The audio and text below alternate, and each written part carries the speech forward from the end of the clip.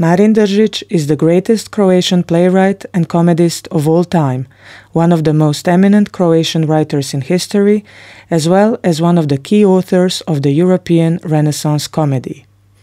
He was born in Dubrovnik in 1508. He lived partly in Italy, partly in his hometown, and mostly somewhere in between, traveling around Europe from Vienna to Constantinople.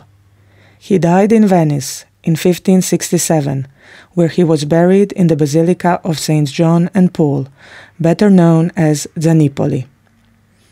Marin Držić's dramas ran through many printings and were translated to numerous languages, and his most famous comedy, Dunda Maroje, was performed in Australia, Austria, Bulgaria, the Czech Republic, Denmark, Finland, France, Germany, Great Britain, Hungary, Italy, the Netherlands, Romania, Slovakia, Sweden, Turkey, and the USA.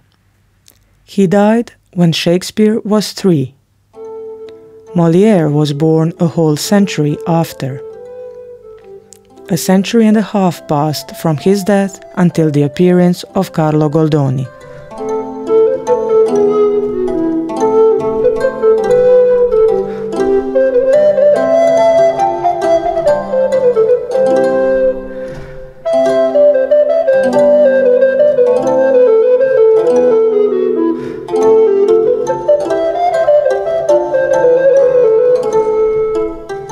Marin Držić was not born in the house you find yourselves in at the moment. The Memorial Museum, dedicated to his life and work, is housed here because the house leaning against the Domino Church belonged to the Dubrovnik Archdiocese. It is known for fact that Marin Držić was the rector of the church, and that the house served the needs of the clergy, so it is legitimate to presume that he used it in some phase of his life.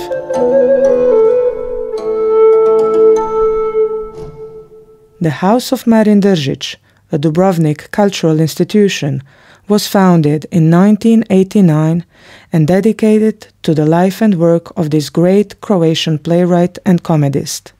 The toponyms of Marin Držić's life are here interpreted by different techniques.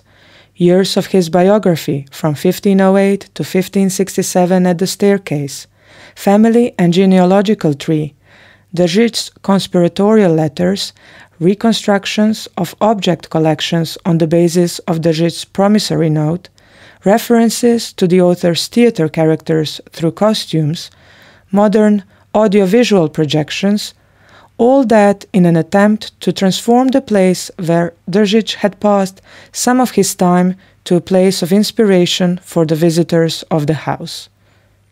Apart from theater programs, posters and photographs based on Držić's works, the museum collection of the House of Marin Držić is comprised of portraits of contemporary painters, small format sculptures and objects of applied arts. The space of the house adjacent to the Domino Church at Široka Street was designed in the following way. There are 2 areas on the ground floor, the entrance hall with the reception desk and the introduction to the permanent display, and the so-called crypt, a room for art and thematic exhibitions, workshops, book promotions, and other activities. The permanent display depicting the life and work of the great Croatian playwright stretches through another 2 floors.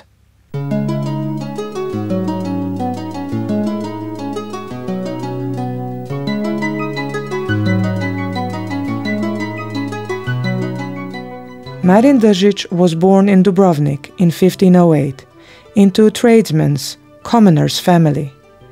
The writer's father Marin and mother Anukla, from a distinguished and well-to-do bourgeois family Kotruljević, had 12 children, 7 of which survived, 5 brothers and 2 sisters. As we shall see, Marin was nicknamed Vidra, otter, because he was constantly in debt and managed to skillfully evade from creditors his whole life.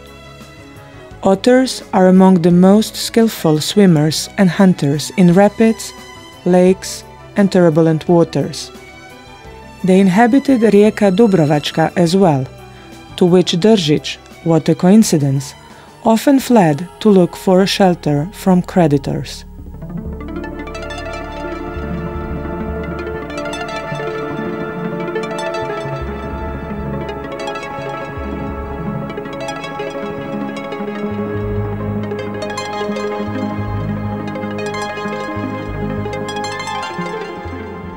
After he had become a student of divinity and taken over the protectorate over the Church of All Saints when he turned 30, the Republic of Dubrovnik Senate unanimously appointed him to the post of the organist of the Cathedral of St. Mary, or, as inhabitants of Dubrovnik would say, the Cathedral of the Great Lady.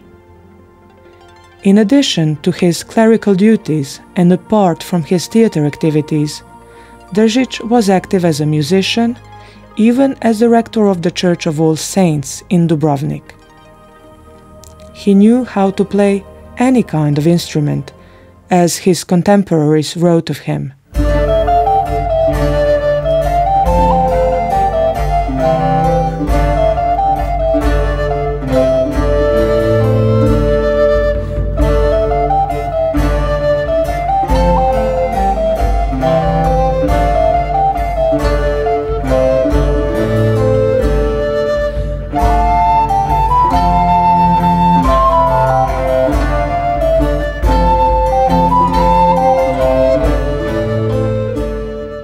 That same year, in 1538, he went to study to the Tuscan town of Siena, after the Senate had granted him a one-time financial aid of 30 ducats. The organist's pay at St. Mary's Cathedral was 100 perpers a year. The archive data about payments, salaries, financial aids, and especially debts, all those financial and numerical ratios literally do not mean a lot to us today. In order to make them more comprehensible, we should bring their value home to the contemporary listener. But the fact is that they are the most present in written documents having to do with Marin Držić and his family, and that they say a lot about his life and the nickname Otter.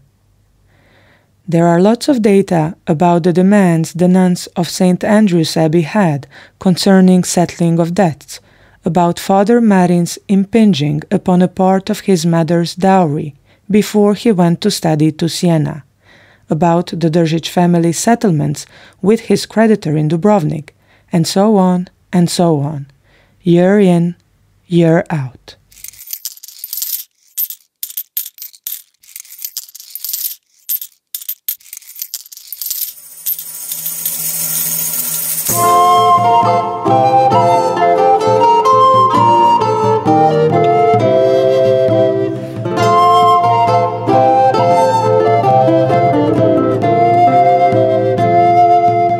The stay in Siena was very active and turbulent for the young Father Marin. He stayed there until 1545. The first written trace of him in Siena dates from June the 12th, 1541, when he was elected the head of the student hostel Casa della Sapienza and the vice-rector of the University of Siena. That same year, he had some disagreement with his superiors at the hostel and at the Siena University, because of which he participated in a session of the city senate. But the most known fact of that period in Siena was his participating in a play in a private house. By all indications, it was a comedy, and Držić played the role of a lover. As such activities were strictly forbidden in Siena of those times, the participants were severely punished. However, the authorities were lenient with Držić because of his privileged background. Consequently, today we have a written proof of it from the procès-verbal of the police investigation, which is the oldest source that brings Marin Držić into connection with drama and theater.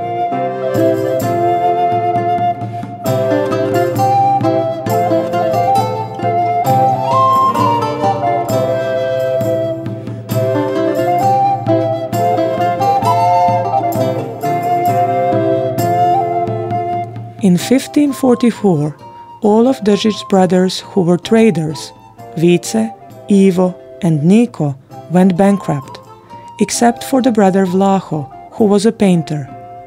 His father had retired from the trade even earlier.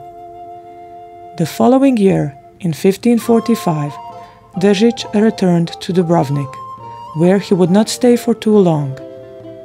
He got back to his hometown without graduating from the Siena University, so he briefly, for only 4 months, replaced his brother Vlaho as a clerk in the wool exchange. In his hometown, he met a distinguished Austrian count, Christoph von Roggendorf, who, because of his alleged dissidence with the Habsburg court, decided to come across to the Turks, pretending that he went to a pilgrimage to the Holy Land. To see the world, as Držić later declared, he became the count's valet, cameriero, willing to follow him on his journey to Constantinople. As Roggendorf in the meantime settled his dispute with the court, instead of going to Turkey, off he went to Vienna, accompanied by Držić. They set off on Christmas Day of the same year, via Senj.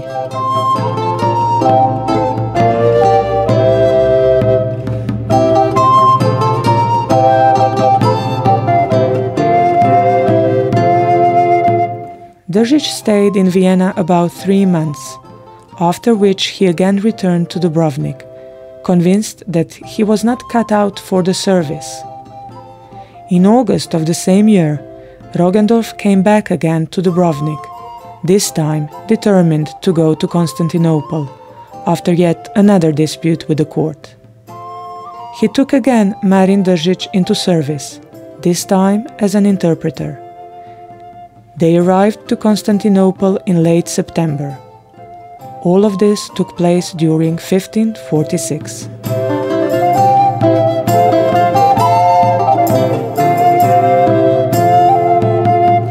The writer's picturesque and adventurous itinerary of these years says more than enough about his personality and nature, but also probably about the political circumstances related to the Count Roggendorf and other Ragusans in Constantinople.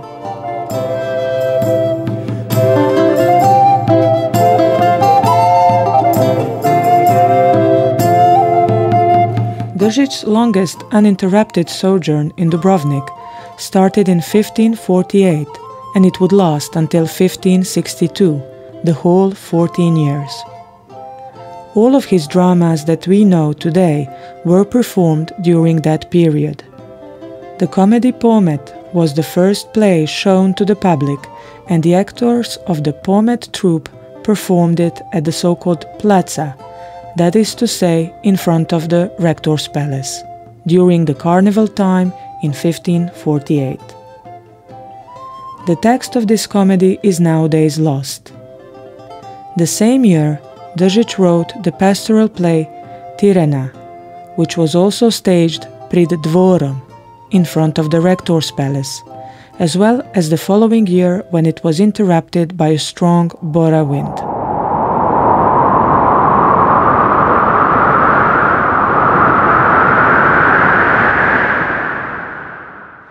At Martolica Hajdinov Zemenić's wedding, in late April or early May of 1550, was performed Novela od Stanca, esteemed one of Držić's best literary compositions. In May of the same year, Držić was for the first time mentioned in documents as a priest, presbyter. This was probably the year his father died at a very old age. Father Marin's turbulent and full-blooded life is not something we would, from our contemporary standpoint, connect to the priestly vocation, but it was something usual during the Renaissance. It were precisely intellectuals and artists who were very often choosing clerical professions by a family tradition, because by giving up on formal marriage and family, they would have financial independence and a way of life adaptable to a literary, artistic, or intellectual vocation.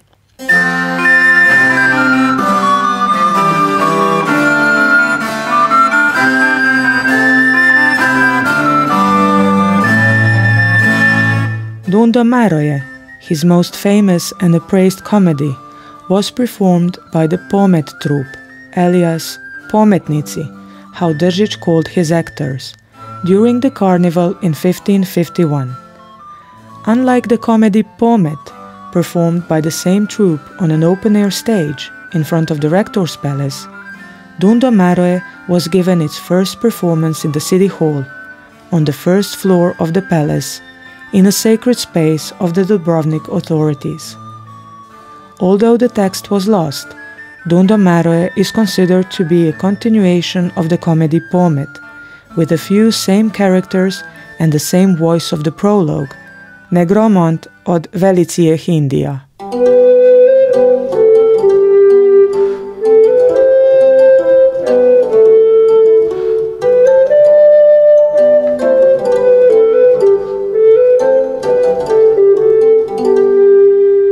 The same year, Držić's only book published during his lifetime, Pjesni Marina Držića ujednostavljeni s mnozim drugim lijepim stvarmi, was published in Venice. It was in large part a lyric collection of ballads in Petrarch's manner, and the same edition included the pastoral play Tirena, the so-called comediolas Novela od Stanca, and Kako se Venere Božica užeže u ljubav lijepoga Adona u komediju stavljena as well. During this audio walk through Father Marin's life and work, we will also mention the names of the troops of actors, as well as the town areas which we know were used as venues. We are fully aware of auditors' limited attention span, so there will be no time for digression about public life in Mediterranean urban areas during the Renaissance, or for a more detailed depiction of the carnival atmosphere, full of masked processions and troops which had been performing their plays at a certain time and place. They took place in manors, as was the case in Italy of that time. The stay in Siena, as well as a series of journeys throughout Europe, had an impact on our Father Marin, so he transposed his experience to the Ragusan milieu. The beginning of his theatre production in his hometown was preceded by a period of sojourns abroad, education, various services, journeys, intrigues, deaths, and all that was woven into the fabric of rich life experience. In all likelihood, before Otter's return from Siena, troops in Dubrovnik had been formed on an ad hoc basis and quickly dismissed, soon after the performing of plays.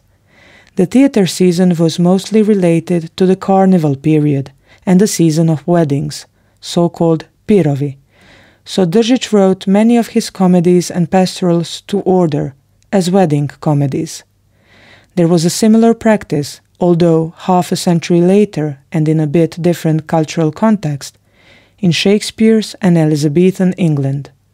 For instance, A Midsummer Night's Dream is a sister play unbelievably similar to Držić's Grižula, but Grižula had been written half a century earlier, and both pastorals were ordered, written and performed in the context of a wedding celebration, what had determined their content and theme.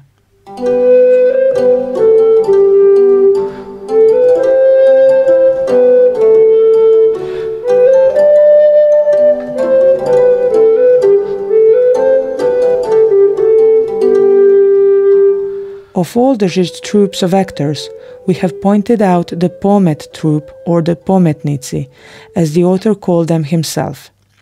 According to the found data, as we do not know how many revivals there were and how often they were performed, the Pometnici staged most of Držić's works in Dubrovnik.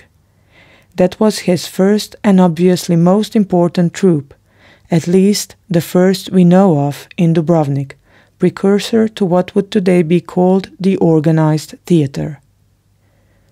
Those troops of actors were made of young men, squires, or commoners. It is hard to presume if there were any women actresses, unlike the similar theatre phenomenon that took place in Italy of that time. It is still a partly open and not thoroughly studied question. Apart from the Pometnici, we know of the Njarnjas, known for their performance of Skup, as well as the Garzaria, the troupe named after the spinnery Garzeria. It was supposedly somewhere near Stradun, and from the context of the comedies themselves, we know that plays were staged there, even as a part of wedding celebrations. Finally, there was the Bizzarro troupe, assembled for the performance of Hecuba, the only tragedy in the writer's complete work. It was named after the Ragusan squire family Bizzarro, because the members of the troupe were young noblemen. Apart from the fact that theatre plays were an indispensable part of aristocratic weddings, they were also staged in open and closed venues, so we can say that Marin Drzic's theatre in Dubrovnik was also an ambient theatre.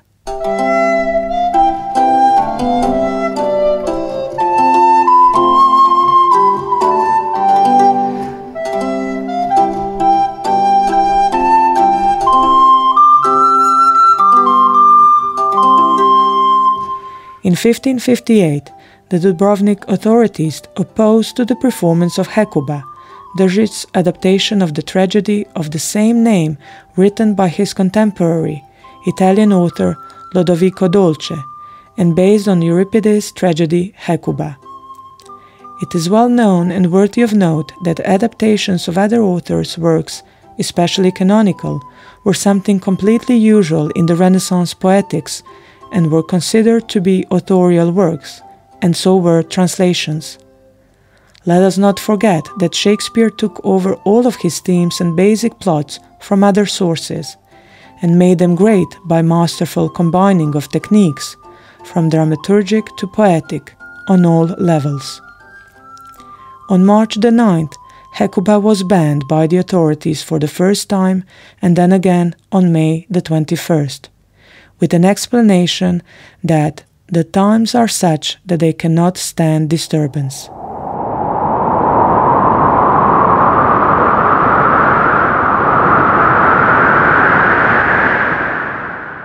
Finally, in 1559, the Bizzarro troupe performed Hecuba. It is the last precisely established information about the staging of Father Marin's work during his lifetime.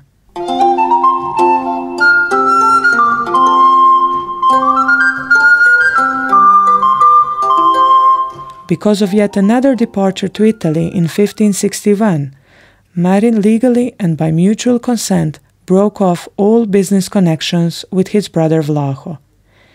In December 1562, Držić was in Venice, where he was appointed to the post of the chaplain of the Venetian archbishop.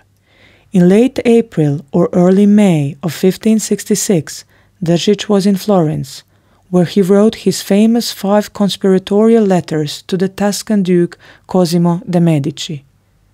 They were found in 1930 in the Florentine National Archive, Archivio di Stato, by the French Romance and Croatian studies expert Jean Daire.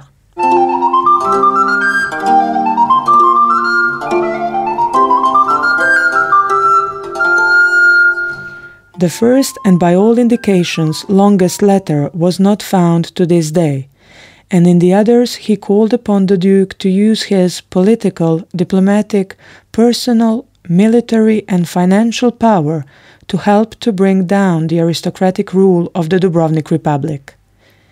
The origins and gradual development of that idea could be traced throughout his works all the way to Hecuba. His letters are an attempt to put that idea into action. Considering the author's very dynamic and turbulent life, as well as the connections he had with many politically active people outside of Dubrovnik, he certainly was in the way of the diplomatically oriented Dubrovnik authorities, known among other things for espionage, because the ambivalent discourse of his comedies was no longer a mere theatre subversion.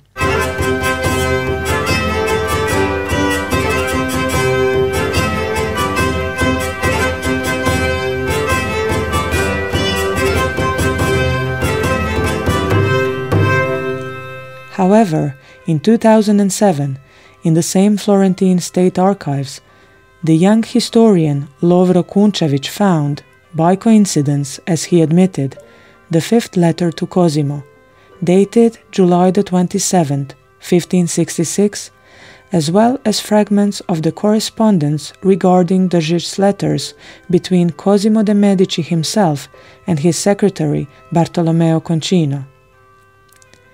This shook some of the major interpretations, and the whole question is open even today, because there are no credible data that would allow the exact interpretation. What is sure is that the letters written in the atmosphere of extreme fear and anxiety, almost obsessively, in one breath, were dated day after day. He obviously waited for the reply himself, as in the fifth letter he announced that he would travel to Dubrovnik, and to then Florentine authorities, that is to say, to Cosimo as well. He presented that he had stayed in Florence for 4 months for fun.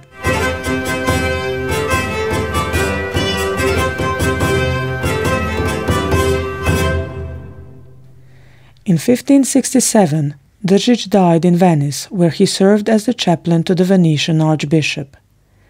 The circumstances of his death on May 2nd were not known. We are informed about the death, which happened on that date and in that place, by Držić's nephew, Jere, Vlaho's son, who in the family genealogy written down in 1603 knew the exact day of his uncle's death, as well as that he had been buried in the Basilica of Saints John and Paul.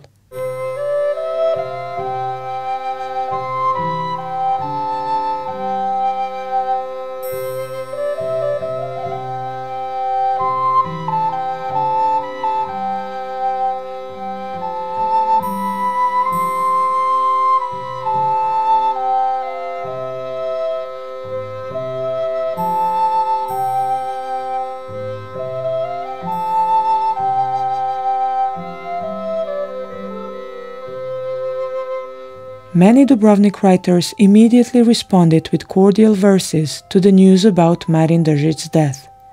The poet was lamented by the old friend Mavro Vetranović, then by his younger follower from Ston, Antun Sasin, as well as by 2 distinguished members of the Ragusan Academy Složnijeh, Miho Monaldi and Sabo Bobaljević.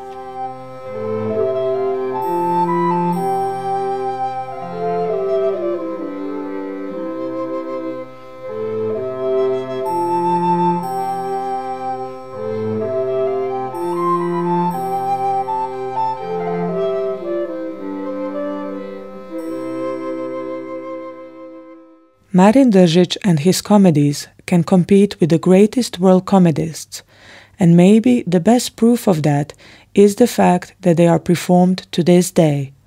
Moreover, the audience is thrilled by their dynamism and contemporary overtone.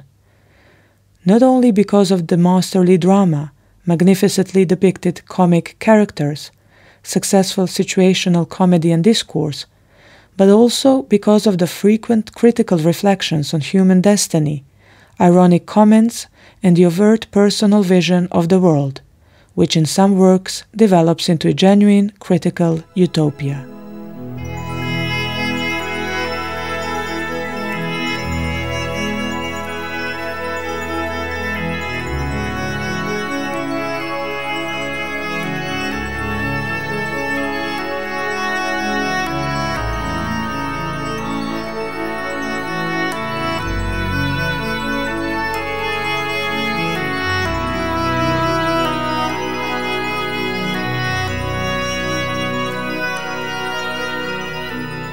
In order to achieve criticism through laughter and weave a multi-layered genre, Držić first of all needed to depict his fellow citizens with great precision and skill, and then through them his contemporaries and the human race as such. That is why Marin Držić is a universally good and important writer. Although his works are translated to and performed in all the mentioned languages, due to the fact that he belongs to a small language and culture, he is not famous as Molière or Goldoni, nor represented in the general culture of Europe.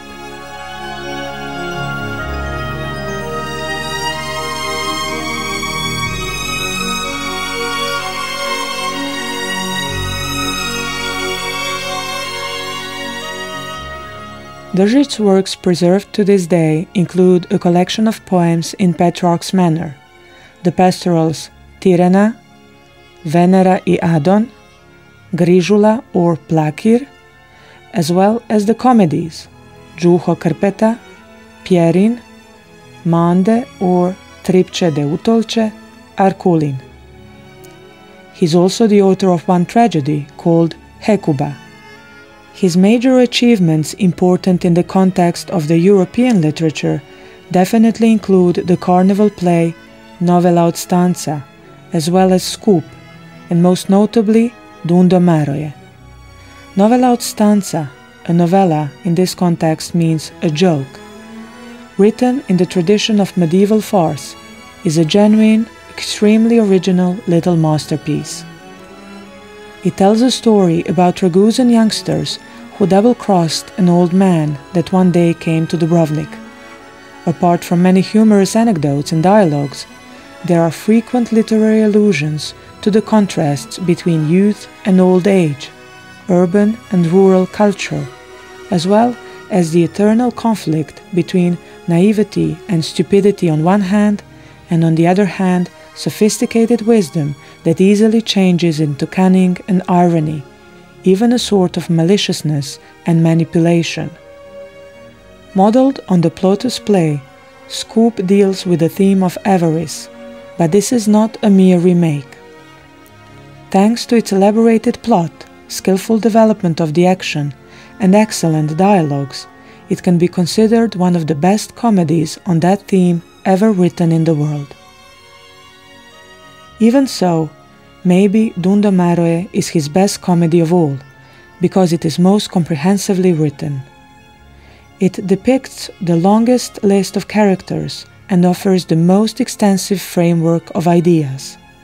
In one of its two prologues, and that is to this day one of the most challenging and interpretative questions of the studies of Marin Držić, it tries to encompass very serious issues, and even the questions of man's fate and survival.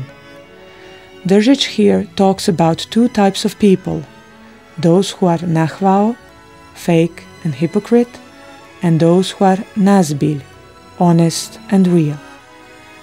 The ambivalent nature of laughter allows him to craftily, in his recognizable way, criticize the Dubrovnik nobility, but with such a cunning technique that even they themselves get trapped in that ambivalence. Držić makes them see themselves as real people, nazbil, but they know that is not the case.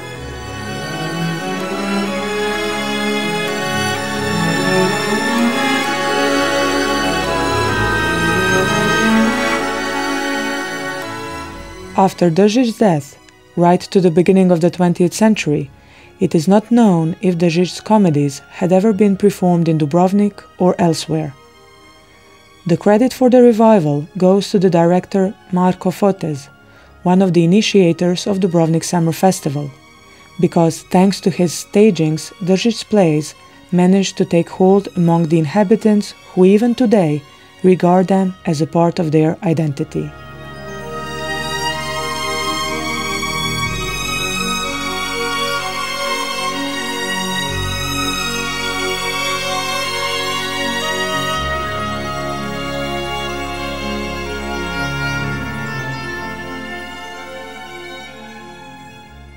Thank you for your attention. If you would like to know more, especially about the plays and stagings, please take a look at the text which is a part of the permanent display of the House of Marin Držić and is available at the display stands on the ground and first floors. The same text can be found on the museum's website.